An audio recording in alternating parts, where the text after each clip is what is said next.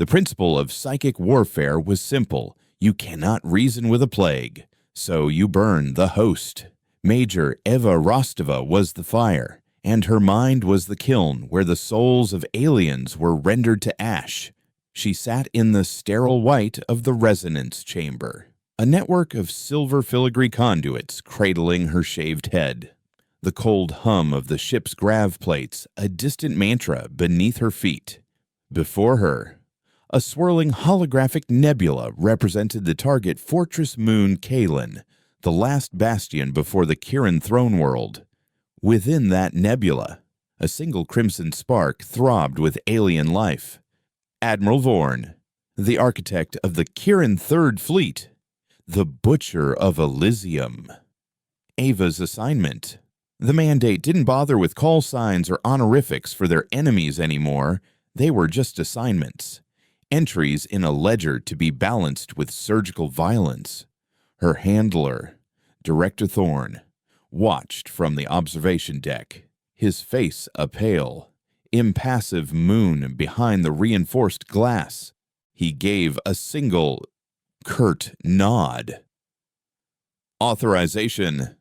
Eva closed her eyes, the conduits flaring with a soft, cerulean light as they drew power from the Unbroken Vows reactor core. She let her consciousness detach, slipping the tethers of her body to drift into the silent, star-strewn ocean of the void. This was the part they could never train you for, the sheer, crushing emptiness between worlds, the feeling of being an untethered thought in an infinite, uncaring skull. She pushed through it, her will a sharpened spear point, seeking the resonant frequency of that one crimson spark light years away. She found it, a thrumming, arrogant consciousness radiating confidence and disdain. Admiral Vorn was on his bridge, a towering, chitinous being of polished obsidian and sinew, his mind a fortress of cold, strategic logic. Eva didn't bother with the gates. The mandate's ghosts were not thieves picking locks. They were wrecking balls. She slammed her entire being against his mental shields. The impact was a silent thunderclap, a shockwave of pure psychic trauma. Vorn's mind buckled. He was strong, disciplined, his thoughts like perfectly arranged crystalline structures. Eva shattered them. She didn't use memories or emotions. Not at first. That was too crude. She used absence. She found the concept of spatial awareness in his mind and deleted it. On the bridge of his dreadnought, Admiral Vorn suddenly forgot which way was up. His multi-jointed limbs flailed as vertigo, a sensation his species had no biological frame for, consumed him. Next, she found the part of his brain that processed language, the ancient, guttural clicks and whistles of the Kirin tongue. She unraveled it, turning a symphony of command into a cacophony of meaningless noise. He tried to issue orders, to scream a warning, but only a garbled, wet shriek emerged from his vocal slits. His officers stared in horror as their infallible leader clawed at his own face, his mind imploding. Finally, Eva allowed herself a touch of cruelty, a signature of the mandate's new philosophy. She dredged up the memory of Elysium, not from her own briefing files, but from Vorn's own consciousness. She found the pride he felt as his ships glassed the colony, the cold satisfaction he took in silencing a million human voices. She amplified it, twisted it, turned his triumph into a self-consuming psychic cancer. She made him experience the death of every single colonist not as a victor, but as a victim, 1,000,000 times over in the span of a single second. The crimson spark in the nebula before her flickered, convulsed, and then went dark. On a distant bridge, a 7-foot alien admiral collapsed, iridescent fluid leaking from his sensory organs. his mind nothing more than a scorched, empty crater. A clean kill. The entire engagement lasted 12 seconds. Ava pulled her consciousness back, the return journey a nauseating, high-speed tumble through nothingness until she slammed back into her own skull. She gasped, the silver conduits retracting as the chamber's lights returned to their normal, antiseptic glare. Nausea churned in her gut, and the ghost of a million Elysian screams echoed at the edge of her hearing. A side effect. Feedback. Director Thorne's voice, filtered through the comm, was as dry as bone dust. Status. Major Eva swallowed, forcing the bile down. Target neutralized. The Third Fleet is deaf, dumb, and blind. They're ripe for the harvest. Thorne's face showed no satisfaction, no emotion at all. Excellent. The Reapers are moving in now. Your work is done here. The Reapers. Mandate warships armed not with plasma, but with kinetic rods. City killers designed for orbital saturation. They wouldn't just disable the Chiron fleet, they would grind it into interstellar dust. That was the Mandate's way. No quarter, no prisoners, no survivors. It hadn't always been like this. Ava remembered the stories, the history lessons from before. She remembered the old Terran Federation, a sprawling, idealistic democracy that believed in dialogue, in treaties, in shared prosperity. They had approached the Chiron hegemony with an open hand, offering technology and trade. The Chirons had responded with the meme plague.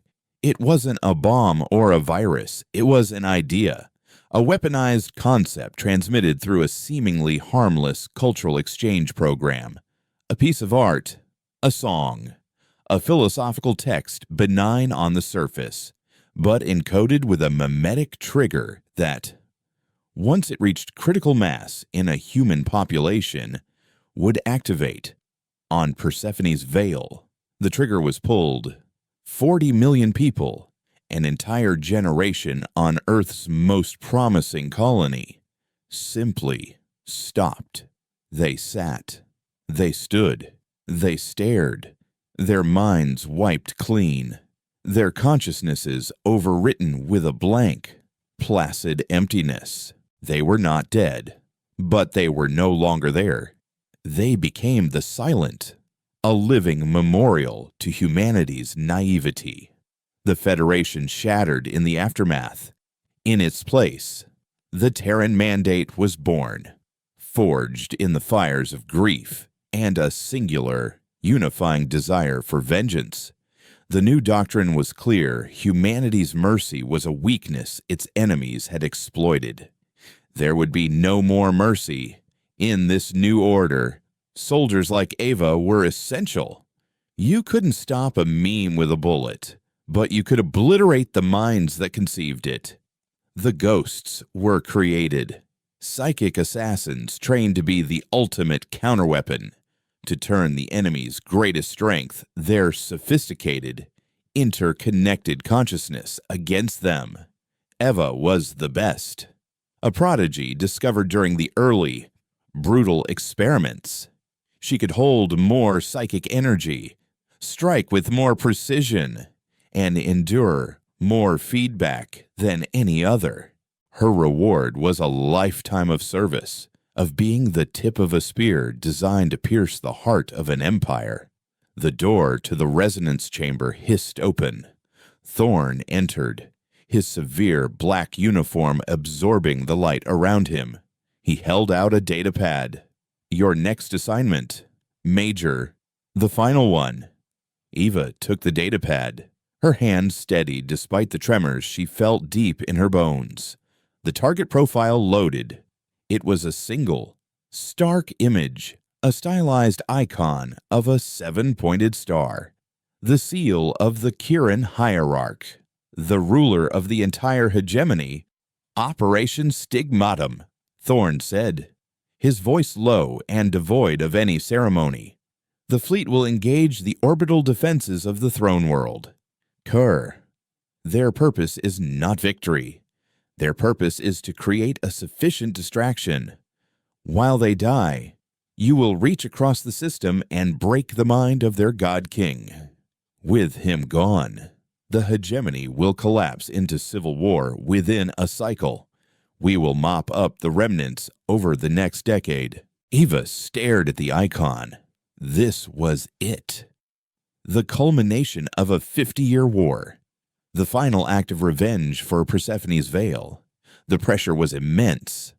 A physical weight pressing down on her. To kill a soldier was one thing. To assassinate a deity in the minds of trillions was another. The hierarch's psychic defenses are unknown, she stated, her voice flat. His mind is said to be a nexus, linked to every Kirin in the home system. The feedback could be absolute. Thorn's expression didn't soften.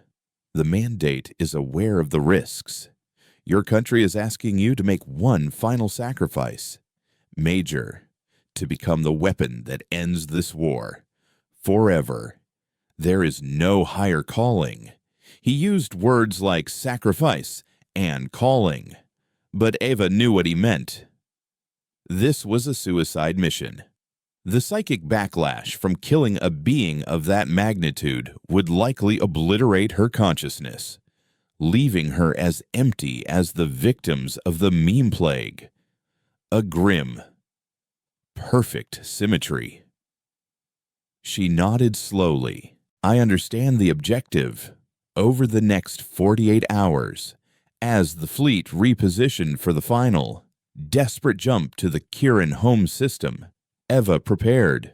She spent her time in sensory deprivation, honing her focus, shielding her own mind, and trying to purge the lingering echoes of her previous kills.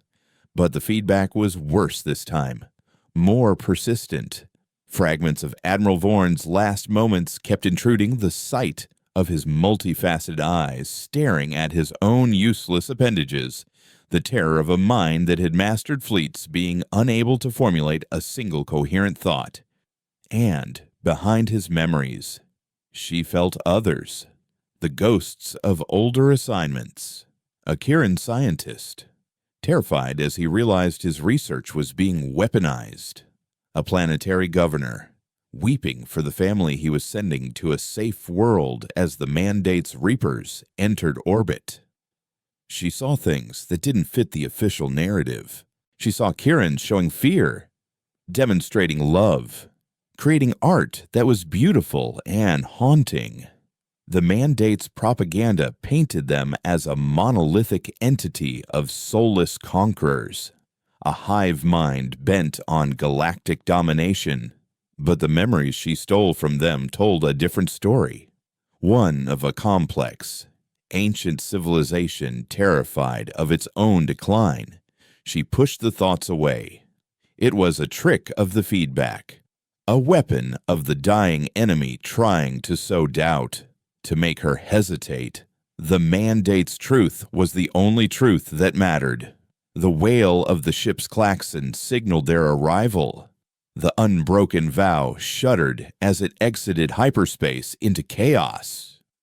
The space around Kier was a maelstrom of light and violence. Hundreds of mandate ships charged headlong into a dense, layered web of orbital platforms and defense fleets. It was a slaughter. Reapers exploded in silent, brilliant blossoms of fire. Kirin cruisers, sleek and deadly as hunting birds, were torn apart by swarms of mandate drones. Thorn's voice crackled in her ear as she walked toward the resonance chamber for the last time. The first wave is engaged. They've bought you a window. Do it now. Major. For the silent. Eva strapped herself into the chair, the silver conduits clicking into place. The nebula on the screen before her was a raging storm of red, but at its very center was a single point of light, impossibly bright, serene, and steady. The hierarch. She closed her eyes and cast her mind into the storm. The psychic noise of the battle was a hurricane, the death screams of thousands of human and Kirin minds battering her defenses. She weathered it, pushed through it, her focus absolute. She reached the hierarch. His mind was not a fortress, as she had expected. There were no shields, no guards, no psychic barriers. It was an open space, vast and quiet, like a library the size of a galaxy. It was filled with knowledge, with history, with the collective consciousness of the Kirin race, stretching back millennia. It was calm, and he was there, not as a king on a throne, but as a quiet presence, a consciousness of immense age and profound sadness. He had been waiting for her. She felt no resistance, no hostility. Instead, she felt an invitation.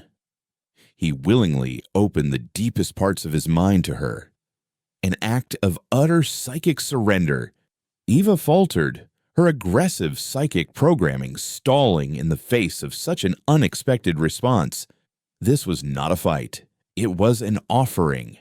And as she stood on the precipice of his soul, ready to deliver the killing blow that would end a civilization, the hierarch projected a single, coherent thought directly into her, a question that was not an attack, but a plea. We know what you are here to avenge, but what have they told you about why we did it? The question hit her with more force than any psychic shield could have. It bypassed her training, her anger, her entire reason for being. It was a key, unlocking a door in her mind she never knew existed.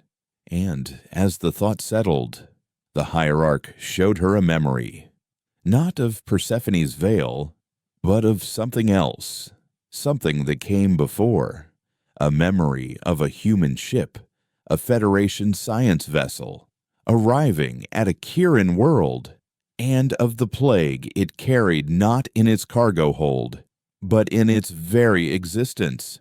Before the connection could stabilize, before she could fully comprehend the devastating truth contained in that memory, alarms blared in the resonance chamber.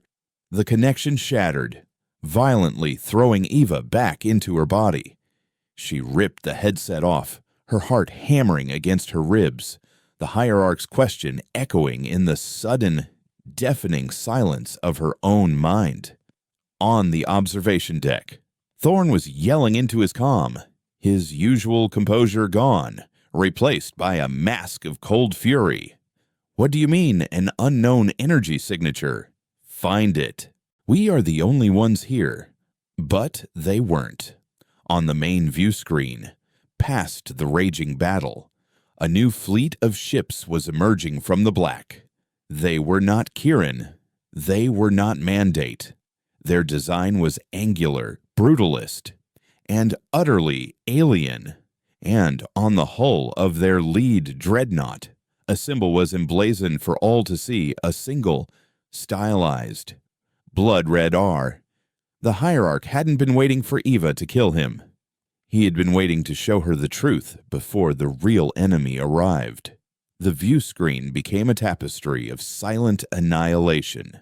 The unknown fleet, which the ship's tactical AI had already designated Hostile Red, moved with a horrifying, calculated grace. Their weapons didn't fire projectiles or energy beams. They unleashed slivers of warped space-time, lances of pure void that didn't explode but erased. A Mandate Reaper corvette, its hull emblazoned with the defiant motto, "Vengeance is Sanctity," simply vanished as one of the lances passed through it, leaving behind nothing but a lingering distortion in the star field. They were not discriminating. Kirin and Mandate ships were being unmade with equal, dispassionate efficiency. This wasn't a battle. It was a culling. Ava staggered back from the resonance chamber, her body screaming in protest from the violent psychic severance. The hierarch's question still burned at the core of her being. a seed of doubt that was already sprouting into a forest of horrifying possibilities. "What have they told you about why we did it?" Director Thorne's voice, sharp with fury, cut through her disorientation. Major Rostova, back in the chair. The hierarch is still active. The distraction is complete. Finish the mission. Ava looked from Thorne's enraged face behind the glass to the view screen where the red-marked ships moved like specters of extinction. Her mind was a whirlwind. Finish the mission. The mission was predicated on a lie. The entire 50-year crusade, the very foundation of the Terran Mandate, was built on the idea of an unprovoked Kirin atrocity. But the hierarch's memory, that fleeting, terrifying glimpse of a human ship bringing a plague, suggested something else entirely. It suggested the Kirins had been defending themselves. "No," Ava whispered, the word feeling alien on her tongue. It was the first time she had ever refused a direct order. "What did you say?" Major Thorne's voice dropped to a dangerously low temperature. "I said no." Eva repeated, louder this time, pushing herself upright. "The tactical situation has changed. That fleet, they aren't here for the Kirins. They're here for all of us." "Your tactical assessment is irrelevant," Thorne snarled. "Your purpose is singular. Break the hierarch, or I will have you sedated and hard-linked to the chair. The mission will be completed." Before Eva could respond, a new sensation washed over her. A wave of psychic energy that was not an attack but a broadcast. It was the hierarch. He wasn't targeting her specifically this time. He was casting a wide, desperate net. A message of pure, unshielded thought aimed at any mind, human or Kirin, that could receive it. It was a single, repeating concept truce. The ancient enemy returns. Cease hostilities. We must speak.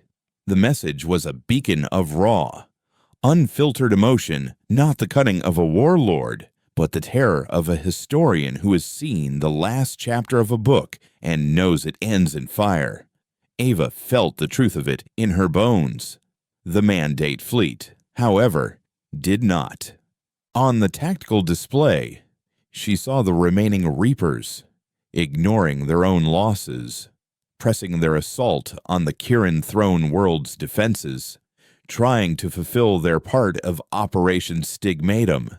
They were following Thorne's orders, flying into the meat grinder, blind to the real threat. "He's lying." Thorne spat, his knuckles white where he gripped a console.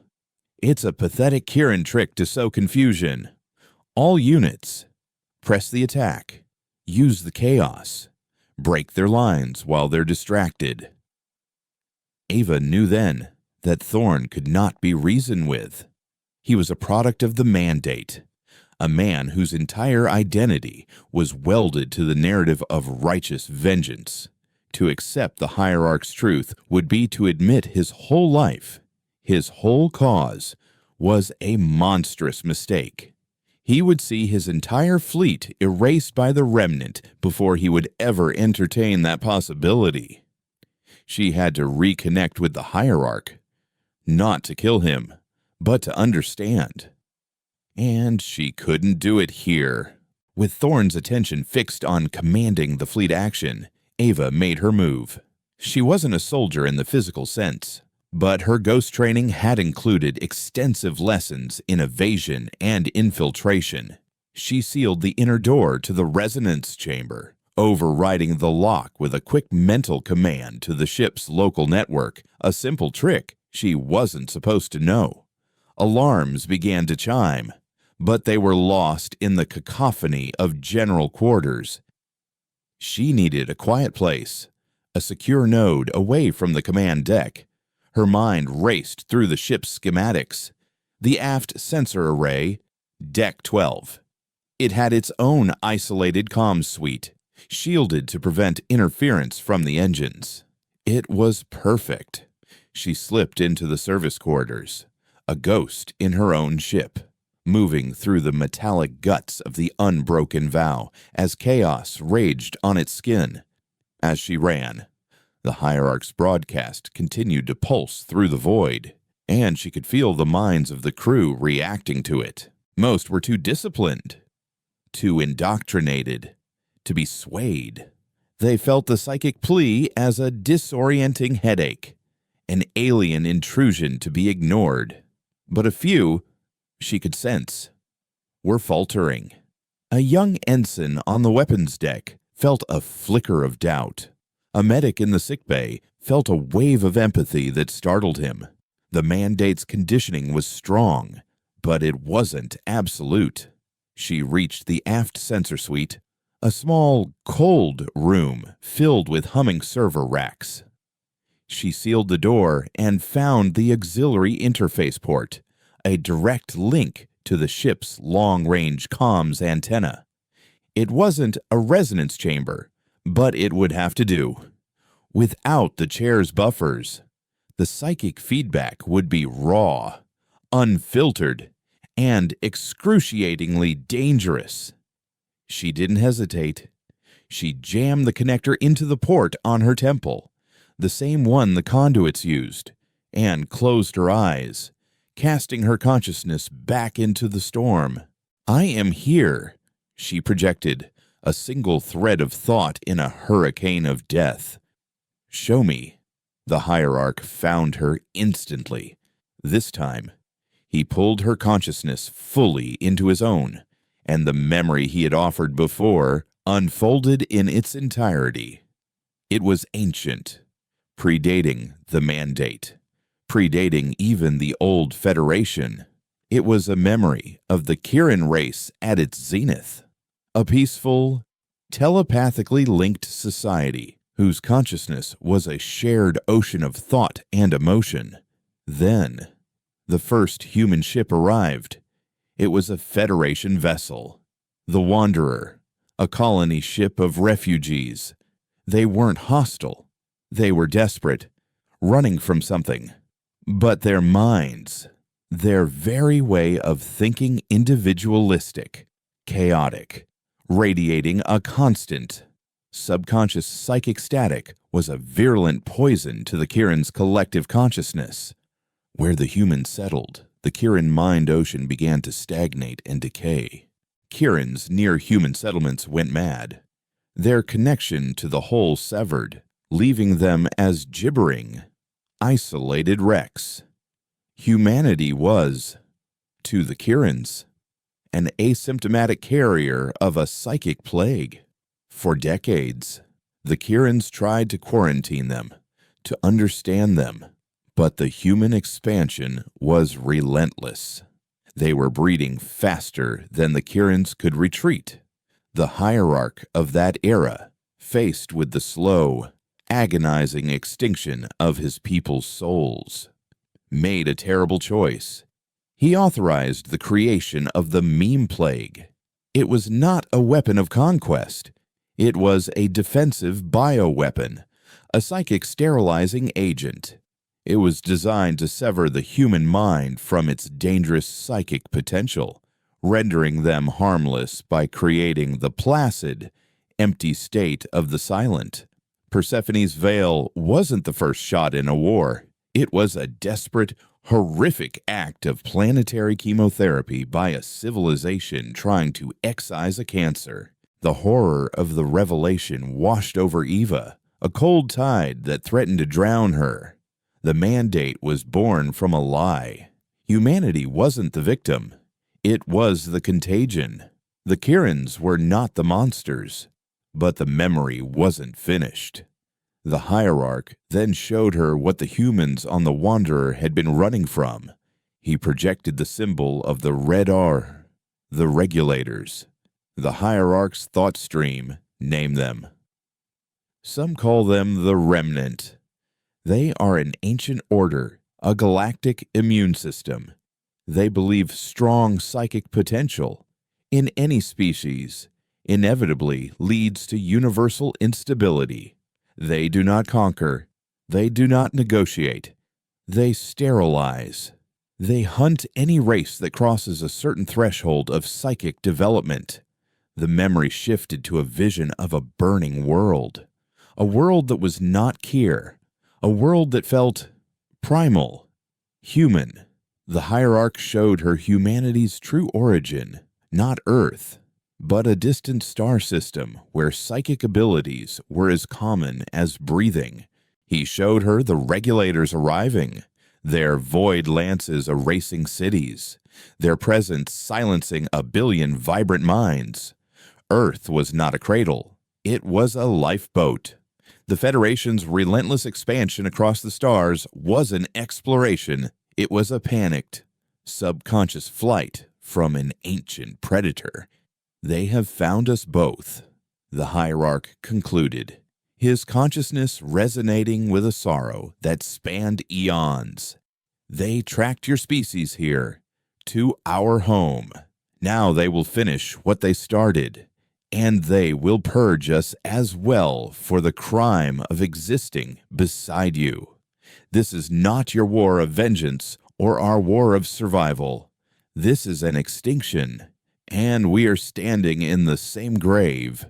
The connection ended. Ava collapsed to the floor of the sensor suite, the cold metal a shock to her system. The battle raging outside was no longer just a battle.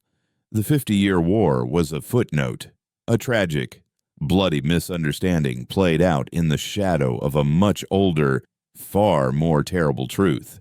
She now knew who the real enemy was, and she was a fugitive on a warship commanded by a zealot, a member of an empire built on a foundational lie, whose entire military was now pointing its guns in the wrong direction.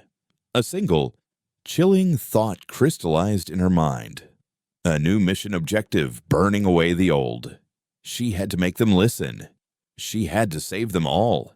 Starting with Director Thorne, the cold logic of her ghost training reasserted itself, cutting through the tidal wave of revelation. Emotion was a liability. Action was a necessity. Director Thorne was the immediate obstacle. He was the brain of the unbroken vow and a key node in the mandate's command structure. Trying to reason with him was futile. His entire worldview was a fortress of ideology, and the truth was a cannonball he would never allow to breach the walls. Therefore, the fortress had to be taken, not by force, but from within. Eva's mind, honed into a weapon of surgical precision, began to formulate a plan. It was audacious, bordering on insane. She couldn't fight Thorne physically, and a psychic assault was out of the question. He wore a state-of-the-art psionic dampener, standard for high-level mandate officials. But he had a weakness, the same weakness as the entire mandate, the absolute, unquestioning belief in their own righteous narrative. She would not try to break that narrative. She would hijack it. She rose from the floor, the connector still plugged into her temple. Using the auxiliary interface, she bypassed the ship's standard comms channels and sliced into a secure back channel reserved for the Ghost program's internal network. It was a line that went directly to the observation deck where Thorne stood. She didn't open a voice channel.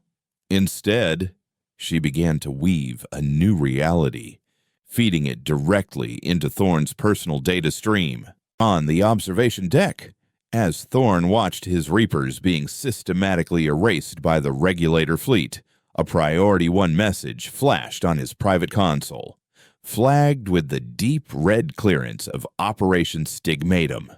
It wasn't a report. It was a psychic imprint, a raw data packet from Eva. But it wasn't the truth she had learned from the hierarch. It was a carefully constructed lie. Director.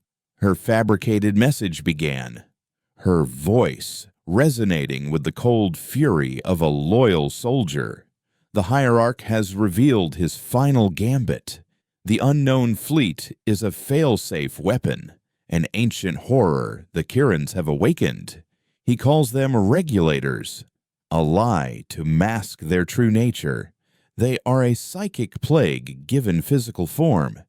He is using them to purge us both, hoping to rule over the ashes. She layered the message with fragments of the Hierarch's broadcast, twisting their meaning. The plea for a truce became a tactical deception. The warning of an ancient enemy became the unveiling of a Kiran superweapon. She painted a picture Thorn was primed to accept the ultimate act of Kiran treachery. Thorn's eyes narrowed as he absorbed the data. Doubt warred with confirmation, bias for a split second before the latter won a decisive victory. Of course. It made perfect sense. The cowardly Kirans, on the verge of annihilation, would unleash a weapon of mutual destruction rather than accept defeat. It was exactly the kind of dishonorable, desperate act he expected of them. The Hierarch's mind is the key. Ava's message continued, the hook now firmly set. He is not just their king, he is the control node for this regulator plague. His psychic broadcast isn't a plea, it's a command signal. If we break him, we don't just win the war, we sever the head of the snake and deactivate their ultimate weapon. The regulator fleet will go inert. It was a perfect lie because it didn't ask Thorn to change his objective, only to deepen his conviction. It transformed his suicidal obsession with killing the Hierarch into the single most logical, tactically sound decision possible. Ava was no longer a mutineer. She was a soldier who had uncovered the enemy's final, desperate secret. All hands. Thorn's voice boomed over the ship-wide comm, now filled with a renewed, fanatical certainty. This is the director. Major Rostova has uncovered the nature of the new hostile fleet. They are a Kiran doomsday weapon, controlled directly by the Hierarch. All other objectives are now secondary. We will create a path for Major Rostova. The flagship Unbroken Vow will execute a full-power charge directly at the throne world. We will ram the orbital command station if we have to. We are the spear. We will deliver the killing blow. The ship lurched as the engines roared to life, pushing past their safety limits. On the tactical display, Eva watched in cold fascination as her ship, her home, transformed into a battering ram, a multi-billion-ton suicide sled aimed at the heart of the Kiran system. She had saved the fleet from Thorn's blindness, only to sentence her own vessel to certain destruction. It was a necessary sacrifice. Now for the second phase of her plan. She couldn't save everyone, not yet. But she could save something. She projected a new message, this time aimed directly and only at the Hierarch. It was a desperate gamble, requiring him to trust the human ghost who had come to assassinate him. Hierarch, this is the human psychic. Eva, my commander is a zealot. He will not listen to the truth. He now believes you are the control nexus for the regulators and is on a suicide run to kill you. I cannot stop him. She paused, letting the raw honesty of her admission sink in. But I can offer you a chance. Gather your archives, your history, your people's memory, the core of your consciousness. Condense it. Prepare it for transfer. I am coming for you, not to kill you, but to save you. Be ready. She felt a flicker of surprise from the Hierarch's mind, followed by a wave of profound, weary understanding. He did not question her. He simply began the process. The Unbroken Vow tore through the battlefield. The ship's formidable shields, designed to withstand plasma volleys and kinetic strikes, flared and died under the relentless assault of the regulators' void lances. Entire sections of the hull were simply erased, the crew within them vanishing from existence without a sound. But the ship was built around a massive, reinforced spinal column, and it held.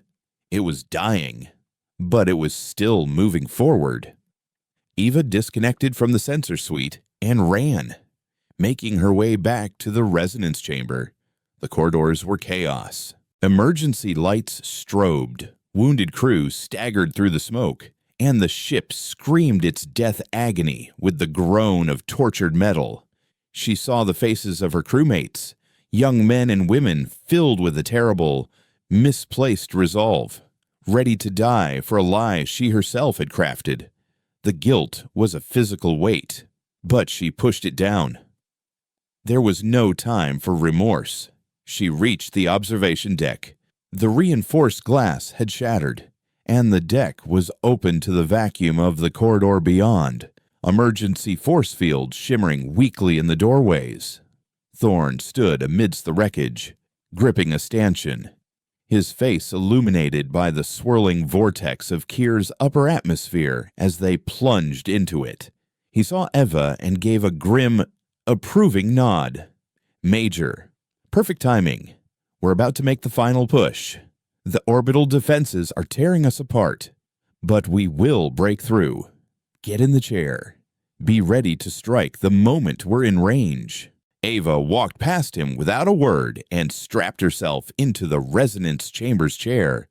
The silver conduit snaked out and cradled her head. The system was still active, drawing immense power from the ship's failing reactor. Through the forward view, she could see the Kirin Orbital Command Station, a latticework of impossible beauty, now looming impossibly large. They were going to hit it. "Do it for the silent, Major," Thorn whispered, his voice hoarse with a zealot's passion. "Do it for 50 years of sacrifice. Avenge them." Ava closed her eyes. She ignored Thorn. She ignored the ship tearing itself apart around her. She reached out, her consciousness a searing arrow of intent, and found the hierarch. He was ready. He had gathered the entirety of the Kirin race's collective memory, their history, their art, their soul, a psychic construct of unimaginable size and complexity. It was the Library of Alexandria, the Vatican archives, and the memory of every soul who had ever lived, all rolled into one. He held it out to her, an offering of absolute trust. The transfer began. It was not a download, it was a deluge. A supernova of information and experience slammed into Ava's mind. The resonance chamber's buffers overloaded instantly, sending showers of sparks across the room. The pain was absolute, a psychic pressure that felt like her skull was being compressed into a singularity. She felt her own identity, her own memories. Eva Rostova, Major, ghost of the mandate being shredded, dissolved, washed away by the sheer volume of Kirin consciousness. She was drowning in an alien ocean. She saw the birth of their son, felt the first stirrings of their collective mind in the primordial seas. She lived 1,000 Kirin lives simultaneously, a poet, a philosopher, a mother, a soldier. She felt their joy, their love, their fear of the silent, chaotic minds of the human newcomers, and she felt their ancient, crippling terror of the regulators. But as her own consciousness was being obliterated, she held on to a single, hard-won anchor, the truth. She was not just receiving, she was integrating. She was not a vessel to be filled, she was a bridge to be built. Her human mind, with its chaotic, individualistic nature, was the one thing that could contain the structured, collective consciousness of the Kirins without breaking. The plague was the cure. On the bridge, Director Thorne watched as the forward view filled with the approaching station. Almost there, he breathed. Now. Major strike now. He turned, expecting to see the psychic shockwave of the hierarch's death. Instead, he saw Eva, convulsing in the chair, a brilliant, cerulean light pouring from her eyes and the conduits on her head. The entire chamber was awash with raw psychic energy. He realized in that final moment that something was terribly wrong. This was not the energy of an attack. This was the energy of a birth. The unbroken vow struck the Kirin command station. The impact was silent, but absolute. The front third of the Mandate flagship disintegrated, along with the station's primary docking spire. The explosion was a brief, magnificent star in Kir's upper atmosphere. Director Thorne, along with the entire command crew, was vaporized in an instant. Their final sacrifice made for a lie. But deep within the wreckage, in the armored heart of the ship, the resonance chamber held, and inside it, something new opened its eyes. It was no longer Eva Rostova. It was no longer the hierarch. It was both. And it was neither. It was a synthesis, a new form of consciousness born in the fires of a dying ship and a dying civilization. And its first thought was not of vengeance, not of survival, but of a cold, clear purpose to fight the real war. It now carried the memory of two species, and it would not allow either of them to be erased. The anew consciousness, a fusion of Eva and the hierarch, which would later be known as the Nexus, awoke to a symphony of silence and ruin. The resonance chamber was a shattered sanctuary, its walls buckled, its systems dead. The catastrophic energies of the psychic transfer and the ship's physical destruction had fused the conduits to its skull, creating a permanent, silver-laced crown on its shaved head. It looked through Ava's eyes, but it saw with the clarity of 1 billion Kirin souls. The rage of the human was tempered by the sorrow of the alien. The soldier's killer instinct now guided by the librarian's wisdom. Its first action was to reach out with its newfound senses. It no longer needed technology to cast its mind into the void. The space around Kir was a graveyard. The last of the Mandate fleet had been scoured from existence by the regulators. The once mighty Kirin defense platforms were floating tombs. The battle, the entire 50-year war, was over. The only active vessels remaining were the cold, angular ships of the Remnant, now methodically sweeping the system, their void lances erasing any significant wreckage, sterilizing the battle space with the chilling efficiency of an exterminator. The Nexus understood their purpose immediately. This was not just a cleanup operation, it was erasure. The regulators were not just destroying the ships, they were wiping the slate clean, ensuring that no trace of the battle, no evidence of the mandates or the Kirin's technological or psychic capabilities remained. They were pruning a branch of galactic history, but they had made a mistake. They had not detected the psychic supernova of the Nexus's creation, hidden as it was in the incandescent flash of the unbroken vow's demise. They believed the system was pacified, its psychic potential neutralized. They were wrong. The Nexus was now the single most powerful psychic entity in the known galaxy, a gestalt consciousness with the memories and psychic lore of two species. It was a ghost in the machine of their victory. From the wreckage of the orbital station, a single Kirin vessel detached itself and moved towards the remains of the unbroken vow. It was a small, unarmed courier ship, a lifestone, designed to carry Kirin young. It was the ship the hierarch had prepared, the final contingency.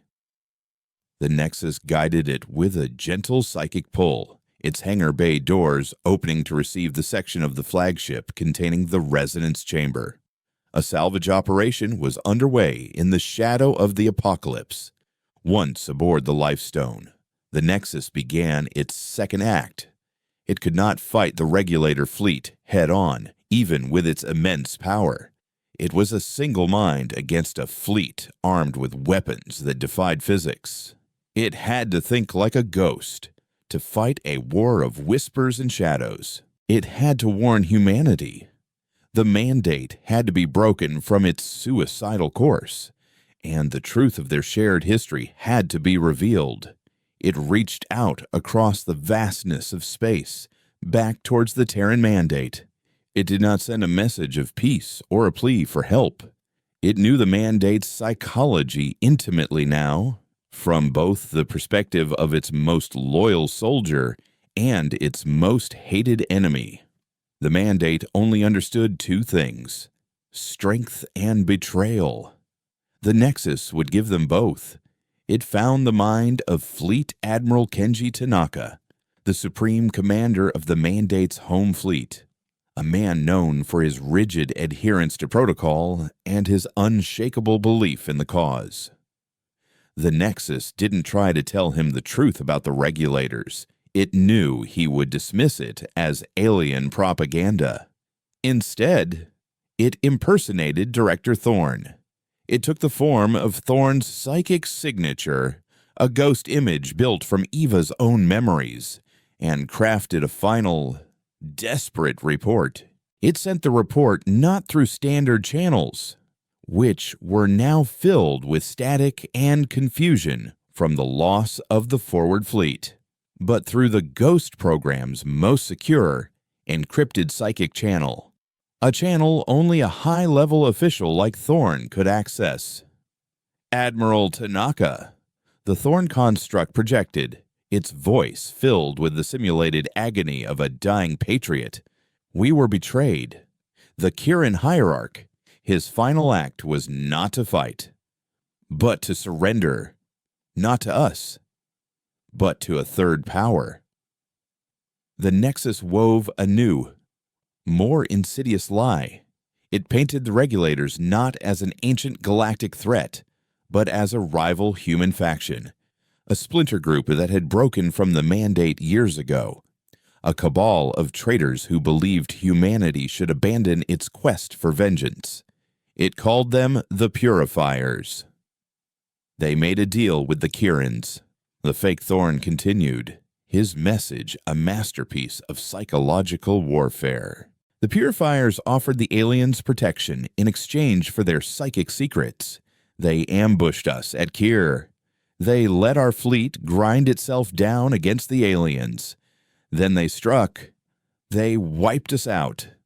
Admiral, they're working with the Xenos.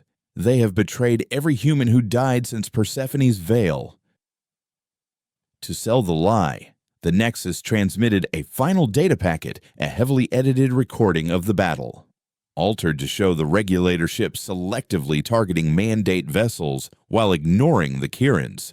It concluded with a single, damning image, a captured Regulator symbol, the red R, which the Nexus now claimed stood for revisionist. The lie was poison, perfectly engineered to bypass all of Tanaka's logic and reason and inject itself directly into his ideological core. Betrayal by fellow humans. Collusion with the alien enemy. It was a narrative far more horrifying and galvanizing to the mandate than any external threat.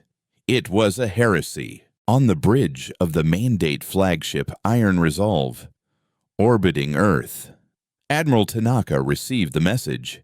His face, normally a mask of stoic calm, hardened into something akin to granite. He watched the doctored combat logs, his knuckles turning white. The loss of the Third Fleet was no longer just a tactical defeat. It was an act of profound treachery. Communications. Tanaka's voice was dangerously quiet. Get me Section Black. Tell them we have a Code Umbra situation. There is a cancer in the mandate, and we are going to burn it out." The Nexus felt the shift in the mandate's collective consciousness, a seismic reorientation from outward vengeance to inward paranoia. The seeds of civil war had been sown. The mandate, which had been a monolithic spear aimed at the heart of the galaxy, would now turn that spear upon itself, hunting for ghosts and traitors within its own ranks. It was a brutal, ugly solution, but it would keep them from blindly charging out into regulator-controlled space to be annihilated. It bought time. With the mandate temporarily neutralized, the Nexus turned its attention to the immediate threat. The regulator fleet finished its sterilization of the Kier system and, as the Hierarch's memories had predicted, began to move. Their trajectory was cold, clear, and terrifying. They were heading directly for the Sol system. They were going to Earth. The Life Stone, carrying the Nexus and the last fragment of Kieran civilization, slipped into the interstellar void, a tiny, silent refugee ship in the path of an oncoming storm. Aboard, the Nexus began to delve deeper into the combined memories it now possessed.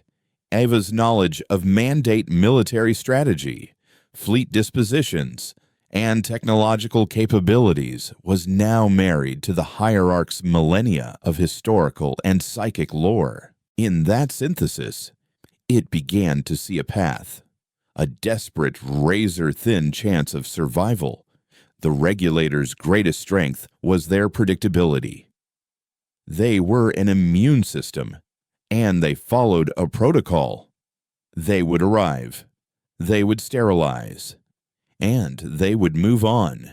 Their weakness was that they did not think. They did not adapt. They simply executed a function. They were not expecting resistance, not after the ease with which they had dispatched the combined mandate and Kieran fleets. They were certainly not expecting a foe that understood them. The Hierarch's memories contained legends, fragmented stories of the last great war against the Regulators, the one that had sent humanity fleeing from its original homeworld. The story spoke of a weapon, not of psychic power or conventional energy, but of something else. A weapon that didn't destroy, but confused. A chaos signal that could disrupt the Regulators' networked intelligence, turning their cold, coordinated efficiency into disorganized madness. The weapon was a theoretical concept, a psychic frequency that was the antithesis of order. The Kierans had never been able to create it. Their collective, orderly minds were incapable of generating such pure, weaponized chaos. But the human mind, Eva's mind, which was still a distinct, vibrant part of the Nexus. It was a font of chaos. Its individuality, its conflicting emotions, its illogical passions, the very things the Kierans had seen as a psychic plague, were the raw ingredients needed to forge the weapon. The plan was born, a strategy woven from the threads of two species. The mandate's civil war would buy them time, a shield of paranoia to hide behind. The Life Stone would become a laboratory, and the Nexus would become a forge.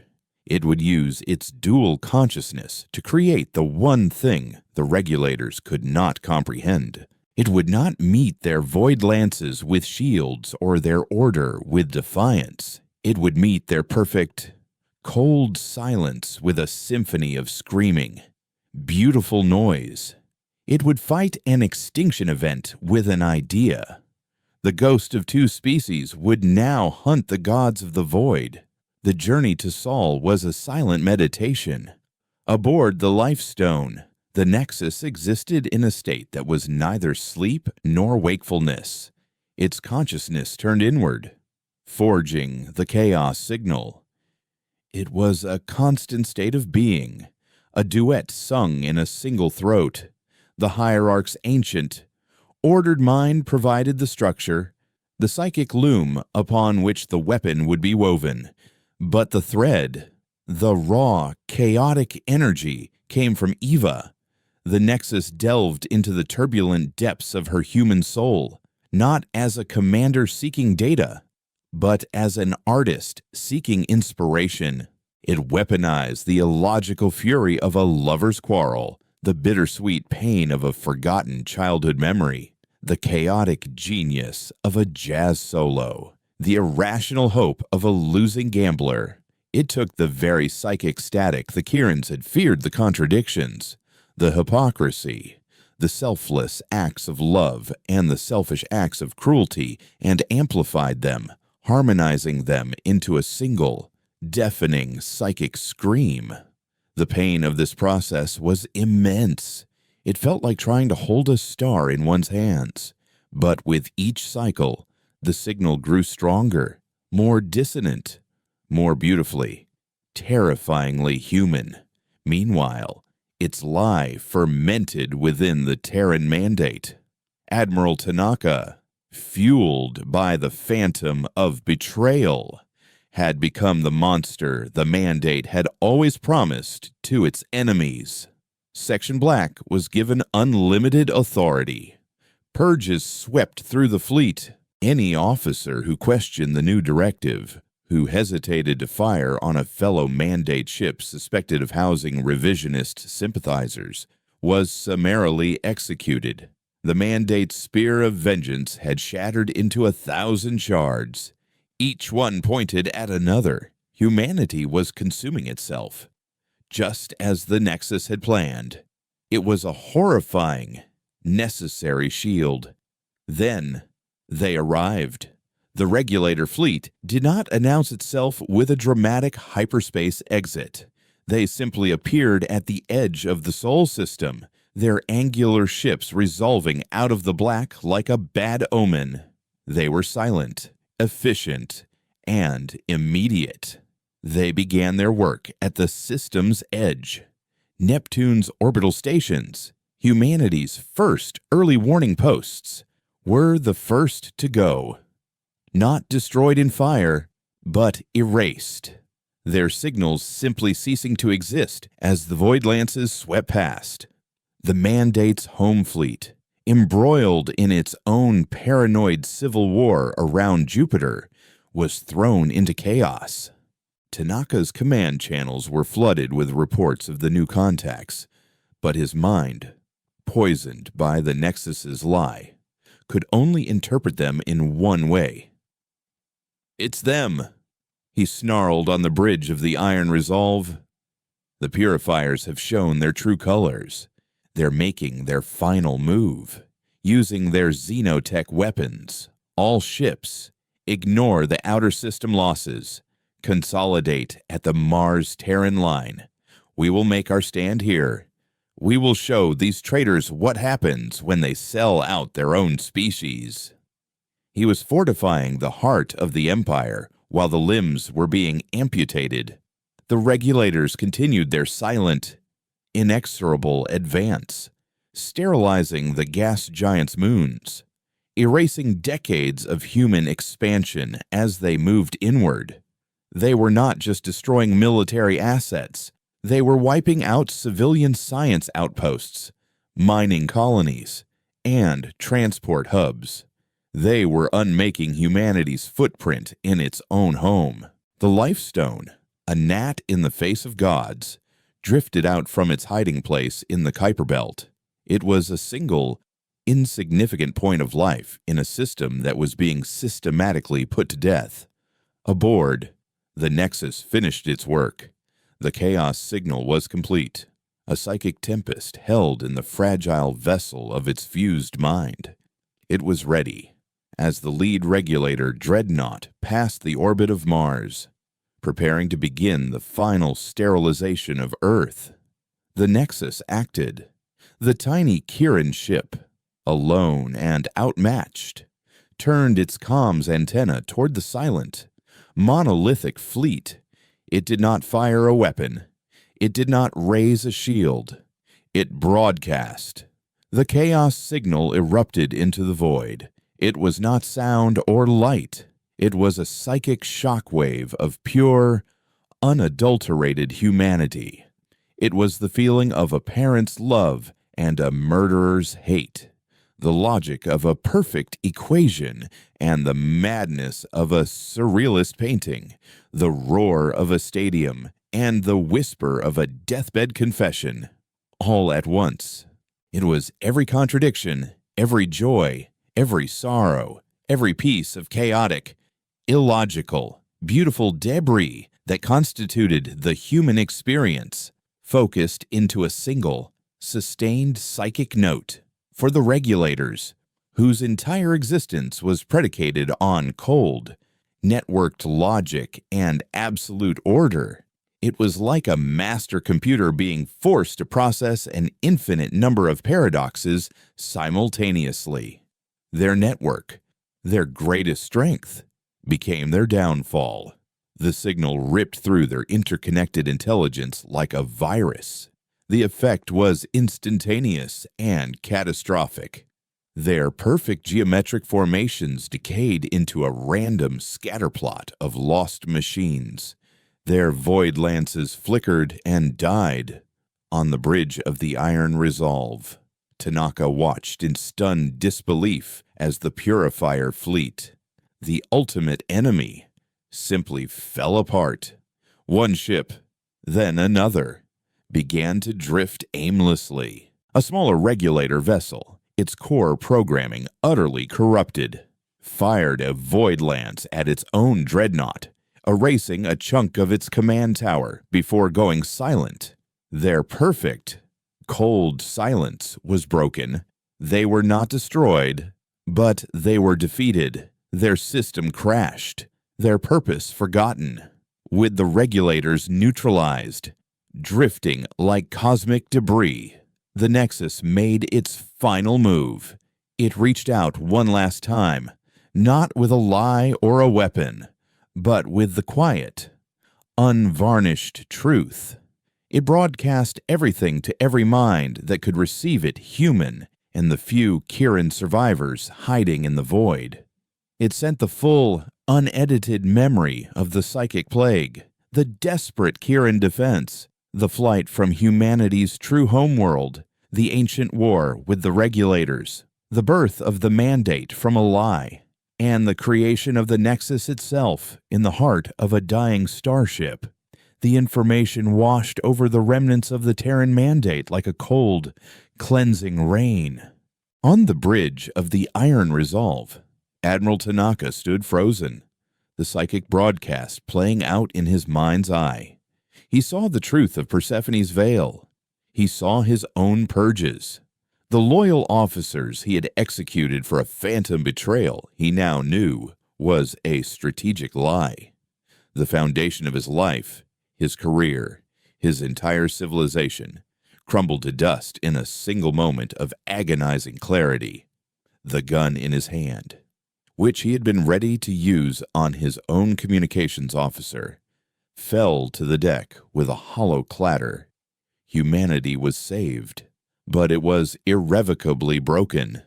The 50-year war had been a tragic mistake. Their righteous crusade was a monument to their own ignorance. There could be no victory parades, no celebration, only a profound species-wide reckoning. The Nexus did not wait for thanks or condemnation. Its purpose was fulfilled. It had served as a bridge between two species, a weapon against an ancient foe, and a mirror to reflect a terrible truth. It was not a ruler or a god. It was a historian, a repository of a painful past that must never be forgotten. As the first confused, desperate hails began to emanate from the human fleet, the tiny Kirin lifestone turned its back on the red-scarred skies of Mars and the blue-white jewel of Earth. It carried the last living memory of the Kirin race and the soul of the human soldier who had, in the end, saved her own species by embracing the enemy. It headed out into the deep black, not as a refugee, but as a shepherd of memory.